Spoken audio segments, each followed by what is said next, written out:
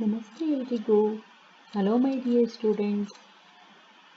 Last ಕ್ಲಾಸಲ್ಲಿ ನಾವು 8th class science second ಚಾಪ್ಟ್ರಲ್ಲಿ microorganisms friend and foe, ಸೂಕ್ಷ್ಮಾಣುಜೀವಿಗಳು ಶತ್ರುವ ಅಥವಾ ಮಿತ್ರವ, ಇದರಲ್ಲಿ 2.5 ಯೂನಿಟನ್ನು ಡಿಸ್ಕಸ್ ಮಾಡಿದ್ವಿ, ಡೈರೆಕ್ಟ್ ಮತ್ತು ಇಂಡೈರೆಕ್ಟ್ ಕ್ವಶನ್ಸ್. ಇವತ್ತು ನಾವು ಸೇಮ್ ಅದೇ ಸೆಕೆಂಡ್ ಚಾಪ್ಟರಲ್ಲಿ 2.6 ಮತ್ತು 2.7 ಇದೆರಡೂ ಸ್ವಲ್ಪ ಚಿಕ್ಕದಾಗಿದೆ ಯೂನಿಟ್, ಅದನ್ನು ಒಟ್ಟಿಗೆ ಇದೇ ಕ್ಲಾಸ್ನಲ್ಲಿ ಹಾಕಿದ್ದೀನಿ ನಾನು. ಓಕೆನಾ? 2.6 ಮತ್ತು 7 ಡೈರೆಕ್ಟ್ ಅಥವಾ ಈಸಿ ಕ್ವಶನ್ ಆನ್ಸರ್ಸ್ ಮಾತ್ರ ಇದ್ರಲ್ಲಿ ತೆಗಿಯೋಕ್ಕಾಗಿತ್ತು. ಇಂಡೈರೆಕ್ಟ್ ಕ್ವಶನ್ಸು ತೆಗಿಯೋ ಥರ ಇಲ್ಲ ಇದು. ಆ್ಯಕ್ಚುಲಿ ಆಲ್ಮೋಸ್ಟ್ ಇಂಡೈರೆಕ್ಟ್ ಮತ್ತು ಡೈರೆಕ್ಟ್ ಕ್ವಶನ್ ಒಂದೇ ಥರ ಇದೆ. ಇದರಲ್ಲಿ 2.6 ನೈಟ್ರೋಜನ್ ಫಿಕ್ಸೇಷನ್ ಬರುತ್ತೆ, 2.7 ನೈಟ್ರೋಜನ್ ಸೈಕಲ್ ಅಷ್ಟೇ ಇರೋದು, ಅದನ್ನು ಎಕ್ಸ್ಪ್ಲೈನ್ ಮಾಡ್ತೀನಿ ನಾನು ನೈಟ್ರೋಜನ್ ಸೈಕಲ್. ಓಕೆನಾ? ಇದೆರಡೂ ಯೂನಿಟ್ದು ಇದೊಂದೇ ಕ್ಲಾಸಲ್ಲಿ ಕ್ಲಬ್ ಮಾಡಿದ್ದೀನಿ ನಾನು.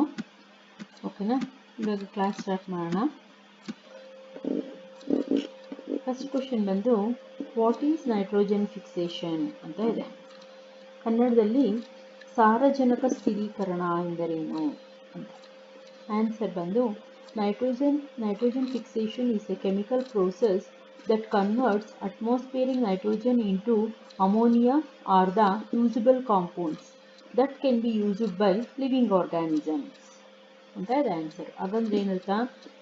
ಸಾರಜನಕ ಸ್ಥಿರೀಕರಣ ಅನ್ನೋದು ಒಂದು ರಾಸಾಯನಿಕ ಪ್ರಕ್ರಿಯೆ, chemical process, that converts atmospheric nitrogen into ammonia, ಅಂದರೆ ಇದು ವಾತಾವರಣದಲ್ಲಿರುವ ಸಾರಜನಕವನ್ನು ಅಮೋನಿಯಾವಾಗಿ ಬದಲಾಯಿಸುತ್ತೆ. ದ ಯೂಸಬಲ್ ಕಾಂಪೌಂಡ್ಸ್, ಆ ರೀತಿ ಬದಲಾದಂಥ ಸಂಯುಕ್ತಗಳನ್ನು can be used by living organisms, ಆ ಬದಲಾದ ಸಂಯುಕ್ತಗಳನ್ನು ಯಾವುದು ಬಳಸ್ಕೊಳುತ್ತೆ?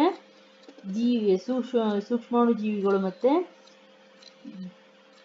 ಜೀವಂತ ಜೀವಿಗಳು, ಲಿವಿಂಗ್ ಆರ್ಗ್ಯಾನಿಸಮ್ಸ್ ಉಪಯೋಗಿಸ್ಕೊಳ್ಳುತ್ತೆ. ಈ ರೀತಿ ವಾತಾವರಣದಲ್ಲಿರುವಂತಹ ನೈಟ್ರೋಜನ್ ಅಮೋನಿಯಾಗ ಬದಲಾದ ನಂತರ ಅದನ್ನು ಜೀವಿಗಳು ಉಪಯೋಗಿಸಿಕೊಳ್ಳುವಂಥದ್ದೇ ಸಂಯುಕ್ತಗಳಾಗಿರುತ್ತೆ. ಅದು ಯೂಸಬಲ್ ಕಾಂಪೌಂಡ್ಸ್ ಆಗಿ ಕನ್ವರ್ಟ್ ಆಗುತ್ತೆ ವಾತಾವರಣದಲ್ಲಿರುವ ಸಾರಜನಕ.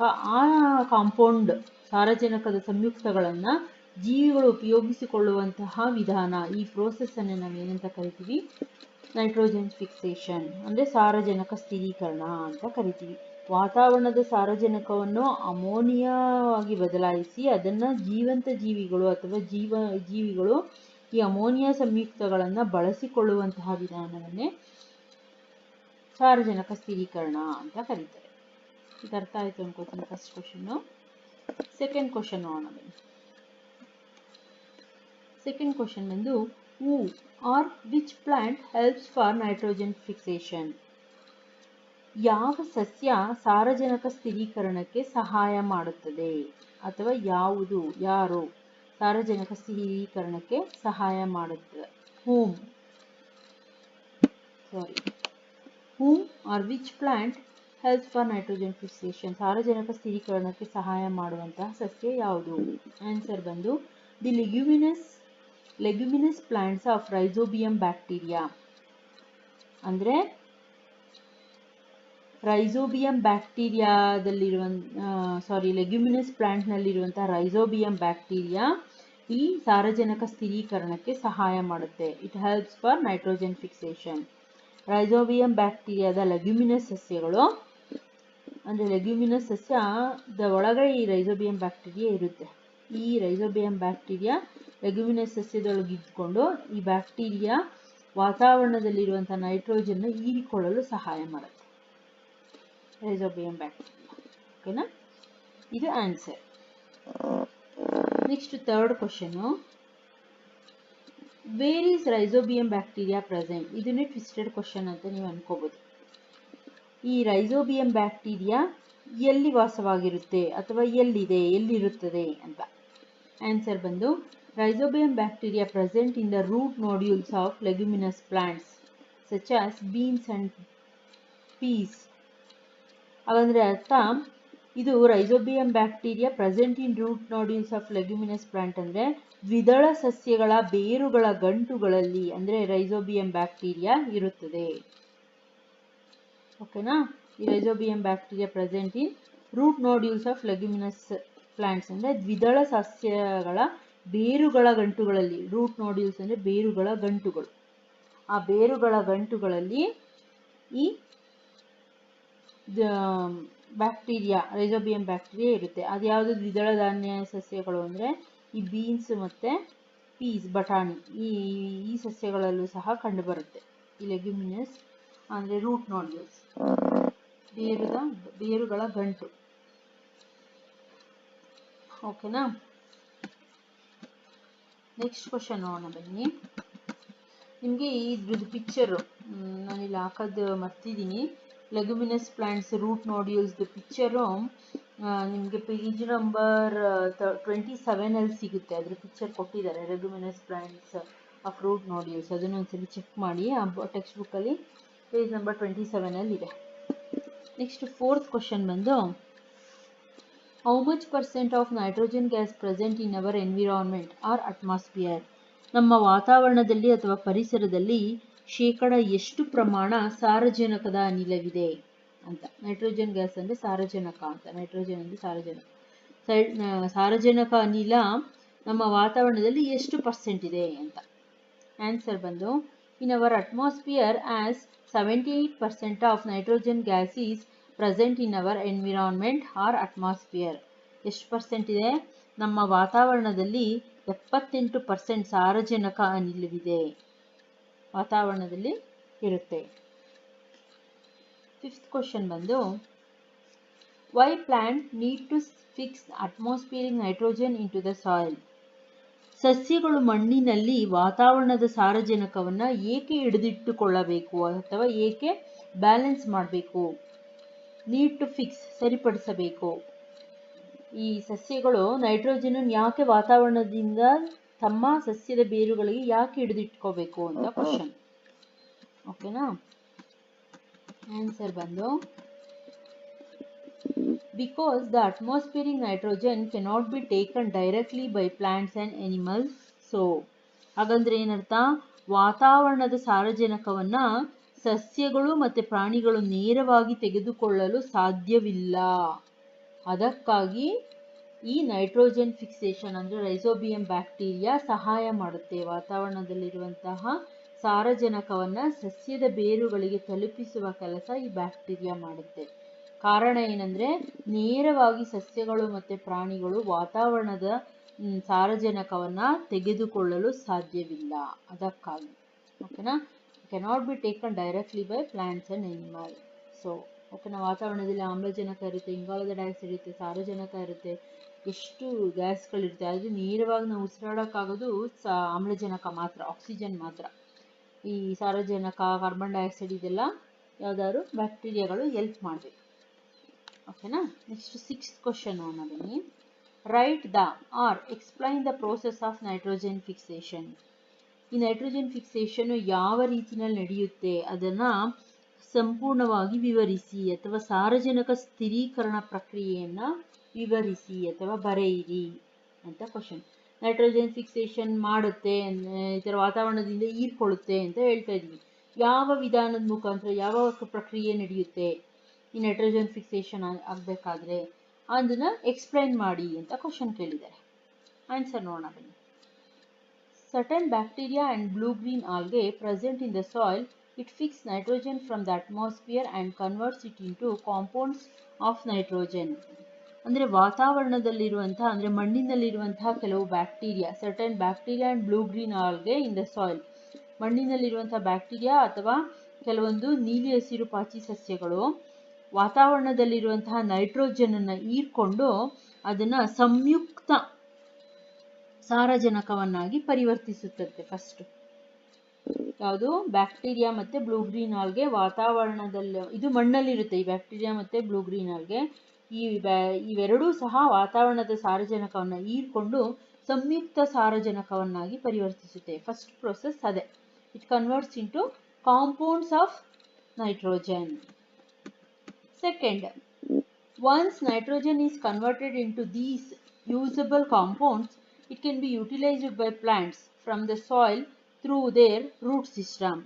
ಈ ರೀತಿ ಒಂದು ಸಲ ಇದು ಸಂಯುಕ್ತ ಸಾರಜನಕವಾಗಿ, once nitrogen converted into the usable compounds, ಒಂದು ಸಲ ಈ ರೀತಿ ಸಂಯುಕ್ತ ಸಾರಜನಕವಾಗಿ ಬದಲಾದ ತಕ್ಷಣ ಇದನ್ನ ಯಾವ್ದು ಯೂಸ್ ಮಾಡ್ಕೊಳಕ್ ಸ್ಟಾರ್ಟ್ ಮಾಡುತ್ತೆ? It is utilised by plants from the soil through the root system.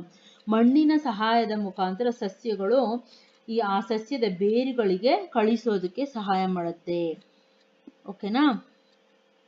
ಆ ಮಣ್ಣಿನಿಂದ ಸಸ್ಯಗಳು ತಮ್ಮ ಮೂಲ ವ್ಯವಸ್ಥೆಗೆ ಬಳಸಿಕೊಳ್ಳುತ್ತೆ, ಯೂಸ್ ಮಾಡ್ಕೊಳ್ಳುತ್ತೆ. ಥರ್ಡ್ ಬಂದು nitrogen is then used for the synthesis of plant proteins and their compounds. ಅದು ಯೂಸ್ ಮಾಡ್ಕೊಂಡ ನಂತರ ಈ ಸಾರಜನಕ ನಂತರ ಸಸ್ಯ ಪ್ರೋಟೀನ್ಗಳು ಮತ್ತು ಇತರ ಸಂಯುಕ್ತಗಳ ಸಂಶ್ಲೇಷಣೆಗೆ ಬಳಸಲಾಗುತ್ತೆ. ಈ ಸಾರಜನಕ ಯೂಸ್ ಆದ ಮಿಕ್ಕಿದ್ದ ಸಾರಜನಕವನ್ನ ಸಿಂಥಸಿಸ್ ಆಫ್ ಪ್ಲಾಂಟ್ ಪ್ರೋಟೀನ್ ಅಂದ್ರೆ ಏನು? ಪ್ರೋಟೀನ್ಗಳ ಉತ್ಪಾದನೆಗೆ ಮತ್ತೆ ಅದರ್ ಕಾಂಪೌಂಡ್ಸ್ ಇತರ ಸಂಯುಕ್ತಗಳಿಗೆ ಅನುಕೂಲವಾಗುವಂತೆ ಸಹಾಯ ಮಾಡುತ್ತೆ, ಅದು ಯೂಸ್ ಮಾಡ್ಕೊಳ್ಳೋದಕ್ಕೆ. ನೆಕ್ಸ್ಟ್ ಫೋರ್ತ್ ಬಂದು animals feeding of plants get these protein and the nitrogen compounds. ಹಾಗಂದ್ರೆ ಏನರ್ಥ? ಈ ರೀತಿ ಸಸ್ಯಗಳಿಗೆ ಹೋಗಿ ತಲುಪದಂತಹ ಸಂಯುಕ್ತ ಸಾರಜನಕವನ್ನು ತಿಂದಂತಹ ಪ್ರಾಣಿಗಳು ಅಂದ್ರೆ ಸಸ್ಯಗಳನ್ನು ತಿನ್ನುವ ಪ್ರಾಣಿಗಳಿಗೆ ಈ ಪ್ರೋಟೀನ್ ಮತ್ತೆ ನೈಟ್ರೋಜನ್ ಕಾಂಪೌಂಡ್ ಹೋಗಿ ಸೇರ್ಕೊಳ್ಳುತ್ತೆ. ಓಕೆನಾ? ಅದರ ದೇಹಕ್ಕೆ ಹೋಗಿ ನೈಟ್ರೋಜನ್ ಸೇರುತ್ತೆ. ಅಂದ್ರೆ ಈ ವಿಧಾನದ ಮುಖಾಂತರ ನಮ್ಮ ದೇಹಕ್ಕೆ ಆಗ್ಬೋದು, ಸಸ್ಯಗಳ ದೇಹಕ್ಕೆ ಆಗ್ಬೋದು, ಈ ಸಾರಜನಕ ಬಂದು ಸೇರುತ್ತೆ. ನೇರವಾಗಿ ಬಂದು ವಾತಾವರಣದಿಂದ ಸೇರ್ಕೊಳ್ಳಲ್ಲ. ಇಷ್ಟು ಪ್ರೋಸೆಸ್ಗಳು ನಡಿಬೇಕು. ಓಕೆನಾ? ಅರ್ಥ ಆಯ್ತು ಅನ್ಕೊಂಡಿದ್ದೀನಿ. ನೆಕ್ಸ್ಟ್ ನೋಡೋಣ ಬನ್ನಿ. 7th question. Explain or draw the picture of nitrogen cycle.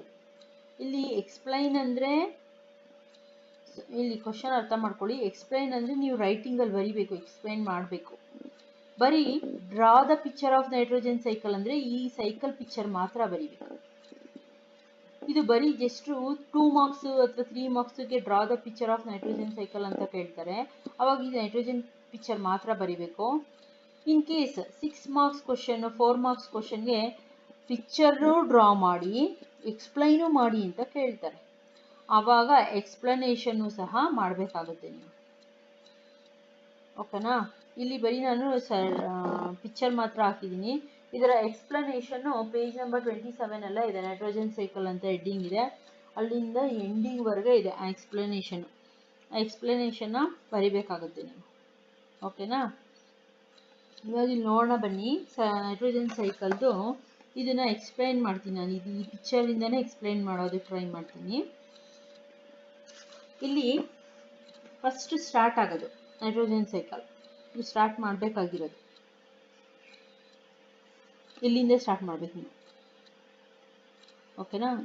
ಇದೇ ನೀವು ಬರಿಬೇಕಾಗಿರೋದು. First compounds of nitrogen in the soil ಅಂದ್ರೆ ಮಣ್ಣಿನಲ್ಲಿರುವಂತಹ ಸಾರಜನಕ ಸಂಯುಕ್ತಗಳು. ಫಸ್ಟ್ ಮಣ್ಣಲ್ಲೇ ಇರುತ್ತೆ, ನಾನು ಅಲ್ಲಿ ಎಕ್ಸ್ಪ್ಲೈನ್ ಮಾಡಿದೆ ನೋಡಿ. ಸಾರಜನಕ ಸ್ಥಿರೀಕರಣಕ್ಕೆ ಮಣ್ಣಿನಲ್ಲಿರುವಂತಹ ಸಾರಜನಕ ಸಂಯುಕ್ತಗಳು ಇಲ್ಲಿಂದ ಎಲ್ಲಿಗೆ ಹೋಗುತ್ತೆ? ಇಲ್ಲಿಂದ ಸ್ಟಾರ್ಟ್ ಮಾಡ್ಬೇಕು ನೋಡಿ. ಇಲ್ಲಿ ಯಾರೋ ಮಾರ್ಕ್ ಇದೆ.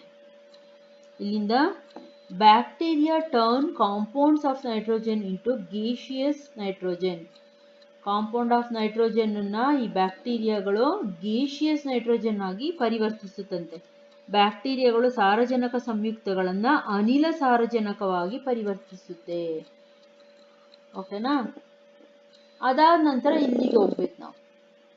ಆ ಅನಿಲವಾದಂತಹ ಸಾರಜನಕ ಸಂಯುಕ್ತ ಏನಾಗುತ್ತೆ? Atmospheric nitrogen. ಅಂದ್ರೆ ಈಗ ಸಂಯುಕ್ತ ಸಾರಜನಕವಾದದ್ದನ್ನ ಅನಿಲ ಸಾರಜನಕ ಮಾಡಿದ್ರು. ಈ ಅನಿಲ ಸಾರಜನಕ ಎಲ್ಲಿಗೆ ಹೋಗ್ಬೇಕು? ಗೇಷಿಯಸ್ ನೈಟ್ರೋಜನ್ ವಾತಾವರಣಕ್ಕೆ ಹೋಗ್ಬೇಕಲ್ವಾ? ಅಟ್ಮಾಸ್ಫಿಯರಿಕ್ ನೈಟ್ರೋಜನ್ ಅಂದ್ರೆ ವಾಯುಮಂಡಲಕ್ಕೆ ಸೇರ್ತು. ಅಟ್ಮಾಸ್ಫಿಯರ್ಗೆ ವಾತಾವರಣಕ್ಕೆ ವಾಯುಮಂಡಲದ ಸಾರಜನಕವಾಗಿ ಬದಲಾಯಿತು. ಇದು ಒಂದು ಪ್ರೋಸೆಸ್. ಓಕೆನಾ?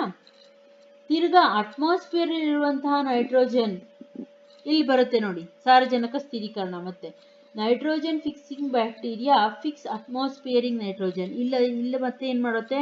ವಾತಾವರಣದಲ್ಲಿರುವಂತಹ ಸಾರಜನಕವನ್ನ ಬ್ಯಾಕ್ಟೀರಿಯಾಗಳು ಮತ್ತೆ ವಾತಾವರಣದ ಸಾರಜನಕವನ್ನ ವಾತಾವರಣದಲ್ಲಿರುವಂತಹ ಸಾರಜನಕವನ್ನ ಸಾರಜನಕ ಸ್ಥಿರೀಕರಣವಾಗಿ ಬ್ಯಾಕ್ಟೀರಿಯಾಗಳು ಬದಲಾಯಿಸುತ್ತೆ. ಮತ್ತೆ next bacteria in turn fix nitrogen into nitrogenous compounds. ಮತ್ತೆ ಇಲ್ಲಿ ಒರಿಜಿನಲ್ ಪ್ಲೇಸ್ಗೆ ಬಂತು. ಇದೇ ಬ್ಯಾಕ್ಟೀರಿಯಾ ಮತ್ತೆ ವಾತಾವರಣದಲ್ಲಿರುವಂತಹ ನೈಟ್ರೋಜನ್ ಅನ್ನ ಕಾಂಪೌಂಡ್ ನೈಟ್ರೋಜನ್ ಆಗಿ ಅಂದ್ರೆ ಸಂಯುಕ್ತ ನೈಟ್ರೋಜನ್ ಆಗಿ ಬದಲಾಯಿಸುತ್ತೆ. ಇದೇ ಸಂಯುಕ್ತ ನೈಟ್ರೋಜನ್ಗಳ ಏನಾಗೋದು ಮತ್ತೆ compounds of nitrogen into the soil. ಆ ಸಂಯುಕ್ತ ನೈಟ್ರೋಜನ್ಗಳು ಅಂದ್ರೆ ಕಾಂಪೌಂಡ್ಸ್ ಆಫ್ ನೈಟ್ರೋಜನ್ ಮಣ್ಣಿಗೆ ಹೋಗಿ ಸೇರುತ್ತೆ. ಇದೇ ಪ್ರೋಸೆಸ್ ಇಲ್ಲೇ ಬಂತು. ಆದ್ರೆ ಈ ಪ್ರೋಸೆಸ್ ನಡೆಯೋ ಮಧ್ಯೆ ಇಲ್ಲಿ ಇದೆ ನೋಡಿ, ಮಧ್ಯೆ ಇನ್ನೊಂದು ಇಷ್ಟೆಲ್ಲ ನಡೆಯುತ್ತೆ. ಈ compounds of nitrogen of soil ನ ಯಾವ್ದು ಯೂಸ್ ಮಾಡ್ಕೊಳ್ಳುತ್ತೆ? Nitrogenous waste from excretion of death. ಈ ರೀತಿ ಸಂಯುಕ್ತ ಸಾರಜನಕಗಳು ವಿಸರ್ಜನೆ ಇದೆಲ್ಲ ಇಲ್ಲಿಗೆ ಬನ್ನಿ, ಇದನ್ನು ತಪ್ಪಾಗಿ ಹೇಳಿದೆ. ಈ ಸಂಯುಕ್ತ ಸಾರಜನಕವನ್ನ ಯಾವ್ದು ಯೂಸ್ ಮಾಡ್ಕೊಳ್ಳುತ್ತೆ? ಅಪ್ಟೇಕ್ ಬೈ ಪ್ಲಾಂಟ್ಸ್, ಸಸ್ಯಗಳು ಉಪಯೋಗಿಸ್ಕೊಳ್ಳುತ್ತೆ, ಹೀರ್ಕೊಳ್ಳುತ್ತೆ. ನಾನು ಆಗ್ಲೇ ಹೇಳಿದ್ನಲ್ಲ, ಸಂಯುಕ್ತ ಸಾರಜನಕಗಳನ್ನು ಸಸ್ಯಗಳು ಮತ್ತು ಪ್ರಾಣಿಗಳು ತಿನ್ನಂತಹ ಸಸ್ಯಗಳ ಪ್ರಾಣಿಗಳ ದೇಹದಲ್ಲಿ ಕಾಂಪೌಂಡ್ ಆಫ್ ನೈಟ್ರೋಜನ್ ಹೋಗಿ ಸೇರ್ಕೊಳ್ಳುತ್ತೆ ಅಂತ. ಇಲ್ಲೂ ಅಷ್ಟೇ ಆ ಪ್ರಾಣಿಗಳಿಗೆ ಹೋಗಿ ಸೇರುತ್ತೆ ಕಾಂಪೌಂಡ್ ಆಫ್ ನೈಟ್ರೋಜನ್. ಈ ಕಾಂಪೌಂಡ್ ಆಫ್ ನೈಟ್ರೋಜನ್ ಇರುವಂತಹ ಪ್ಲಾಂಟ್ಸ್ ಅನ್ನು ಯಾವ್ದು ತಿನ್ನುತ್ತೆ? ಅನಿಮಲ್ ತಿನ್ನುತ್ತೆ, ಪ್ರಾಣಿ ತಿನ್ನುತ್ತೆ ಈ ಸಸ್ಯವನ್ನ. ಅನಿಮಲ್ ಈಟ್ ಪ್ಲಾಂಟ್ಸ್, ಈ ಸಸ್ಯವನ್ನ ಪ್ಲಾಂಟ್ ತಿನ್ನುತ್ತೆ, ಅನಿಮಲ್ ತಿನ್ನುತ್ತೆ ಅಂದ್ರೆ ನಾವು ಪ್ರಾಣಿಗಳು ಅಥವಾ ಮನುಷ್ಯರು ತಿಂತೀವಿ. ಅದು ತಿಂದ ತಕ್ಷಣ ಏನಾಗುತ್ತೆ? ಈ ನೈಟ್ರೋಜನ್ ಕಾಂಪೌಂಡ್ ನೈಟ್ರೋಜನ್ ಇರುವಂತಹ ಪ್ಲಾಂಟ್ ಅನ್ನು ಸಸ್ಯವನ್ನು ತಿಂದ ತಕ್ಷಣ nitrogenous waste from excretion and death, ಈ ತಿಂದ ನಂತರ ವಿಸರ್ಜನೆ ಮಾಡಬೇಕಾದ್ರೆ ನಾವು ಎಕ್ಸ್ಕ್ರೀಷನ್ ಮಾಡಬೇಕಾದ್ರೆ ಅದೇನಾಗುತ್ತೆ? Nitrogen waste from excretion from death ಅಂದರೆ ಅದು ಮರಣ ಹೊಂದಿದಾಗ ಅಥವಾ ವಿಸರ್ಜನೆ ಮಾಡಬೇಕಾದ್ರೆ ಈ ಸಾರಜನಕ ತ್ಯಾಜ್ಯವಾಗಿ ಹೊರಹೊಮ್ಮುತ್ತೆ. ಈ ತ್ಯಾಜ್ಯವು ಕೂಡ ಎಲ್ಲಿಗೆ ಬಂದು ಸೇರುತ್ತೆ? ಮತ್ತೆ ನಾವು ಎಕ್ಸ್ಕ್ರೀಷನ್ ಅಥವಾ ವಿಸರ್ಜನೆ ಮಾಡಿದ್ರೆ ಮಣ್ಣಿಗೆ ಬಂದೇ ಸೇರುತ್ತೆ. ಮತ್ತೆ ಇಲ್ಲಿಂದ ಮತ್ತೆ ಮಣ್ಣಿಗೆ, compound of nitrogen into the soil, ಮತ್ತೆ ಮಣ್ಣಿಗೆ ಬಂದು ಸೇರುತ್ತೆ. ಇಲ್ಲಿ ನೋಡಿ ತಿರ್ಗಾ ಇದನ್ನ ಪ್ಲಾಂಟ್ ತಗೊಳುತ್ತೆ, ಪ್ಲಾಂಟನ್ನ ಮತ್ತೆ ಅನಿಮಲ್ ತಿನ್ನುತ್ತೆ, ಅನಿಮಲ್ ತಿಂದಿದ್ದನ್ನ ವೇಸ್ಟು ಮಣ್ಣಿಗೆ ಬಂದು ಮತ್ತೆ ಸೇರುತ್ತೆ, ಮಣ್ಣಿಂದ ಮಣ್ಣಿಗೆ ಮತ್ತೆ ಈ ಪ್ರೋಸೆಸ್. ಓಕೆನಾ? ಇಲ್ಲಿ ವಾತಾವರಣಕ್ಕೆ ಹೋದಂತಹ ನೈಟ್ರೋಜನ್ ಅನ್ನ ಮತ್ತೆ ಯಾವುದು? ಲೈಟ್ನಿಂಗ್ ಅಂತ ಇದೆ. ಇಲ್ಲೊಂದು ಪ್ರೋಸೆಸ್ ಇದೆ, ಅಂದ್ರೆ ಮಿಂಚುಗಳು ಉಂಟಾಗುತ್ತೆ ನೋಡಿ, ಮಳೆ ಬಂದಾಗ, ಗುಡುಗು ಸಿಡಿಲು ಬಂದಾಗ ಆ ಲೈಟ್ನಿಂಗ್ ಆದಾಗಲೂ ಸಹ ಆ ಲೈಟ್ನಿಂಗ್ ಇಂದ ಹೊರಹೊಮ್ಮುವಂತಹ ಸಾರಜನಕ ನೇರವಾಗಿ ಭೂಮಿಗೆ ಬಂದು ತಲುಪುತ್ತೆ. ಅದಕ್ಕೆ ಇಲ್ಲಿ ಯಾರೋ ಕೊಟ್ಟಿದ್ದಾರೆ, ಲೈಟ್ನಿಂಗ್ ಬಂದ ತಕ್ಷಣ ಭೂಮಿಗೆ ಬಂದು ಬಡಿಯುತ್ತೆ ಅದು ಸಾರಜನಕ, ವಾತಾವರಣದಲ್ಲಿರುವಂತಹ ಸಾರಜನಕ. ಗುಡುಗು ಅಥವಾ ಮಿಂಚು ಬಂದಾಗ, ಲೈಟ್ನಿಂಗ್, ಮಿಂಚು ಅಷ್ಟೇ, ಗುಡುಗು ಅಲ್ಲ. ಮಿಂಚು ಬಂದಾಗ ಅಲ್ಲಿರುವಂಥ ಸಾರಜನಕ ಭೂಮಿಗೆ ಬಂದು ಮಣ್ಣಿಗೆ ಸೇರಿಕೊಳ್ಳುತ್ತೆ. ಇದಿಷ್ಟು ಸಿಂಪಲ್ ಸೈಕಲ್ ಅನ್ನು ನೋಡಿ ನಾನು ಎಕ್ಸ್ಪ್ಲೇನ್ ಮಾಡಿರೋದು. ಆ ಡೀಟೇಲ್ ಎಕ್ಸ್ಪ್ಲನೇಷನ್ ನಿಮಗೆ ಟೆಕ್ಸ್ಟ್ ಬುಕ್ಕಲ್ಲಿದೆ, ಅಂದರೆ ಪೇಜ್ ನಂಬರ್ 27 ಅದನ್ನು ನೀವು ಬರಿಬೇಕಾಗುತ್ತೆ. ಓಕೆನಾ? ಇದಿಷ್ಟು ಅರ್ಥ ಆಯಿತು ಅಂದ್ಕೊಂಡಿದ್ದೀನಿ. ಇದಿಷ್ಟು ಸೆಕೆಂಡ್ ಚಾಪ್ಟರಲ್ಲಿರುವಂತಹ ಕ್ವಶನ್ ಆ್ಯಂಡ್ ಆನ್ಸರ್ಸು. ಆದಷ್ಟು ಅರ್ಥ ಆಗಿದೆ ಅಂದ್ಕೊಂಡಿದ್ದೀನಿ. ಆದಷ್ಟು ಈ ಕ್ವಶನ್ ಆ್ಯಂಡ್ ಆನ್ಸರ್ಸ್ನ ಕನ್ನಡ ಮೀಡಿಯಂ ಸ್ಟೂಡೆಂಟ್ಸ್ಗೆ, CET ಪ್ರಿಪೇರ್ ಆಗ್ತಿರೋರಿಗೆ, ಕಾಂಪಿಟೇಟಿವ್ ಎಕ್ಸಾಮ್ ಪ್ರಿಪೇರ್ ಆಗ್ತಿರೋರಿಗೆ, ಯಾರು ಸೈನ್ಸ್ ಕಷ್ಟ ಅಂತಾರೆ ಅವ್ರಿಗೆ ಆದಷ್ಟು ವಿಡಿಯೋನ ಶೇರ್ ಮಾಡಿ, ಲೈಕ್ ಮಾಡಿ ಮತ್ತು ಸಬ್ಸ್ಕ್ರೈಬ್ ಮಾಡ್ಕೊಳ್ಳಿ. Next 3rd chapter coal and petroleum, ಅದರಲ್ಲಿ ಮತ್ತೆ ಕ್ವಶನ್ ಆ್ಯಂಡ್ ಆನ್ಸರ್ಸಲ್ಲಿ ಸಿಗೋಣ. ಓಕೆನಾ? Thank you my dear students.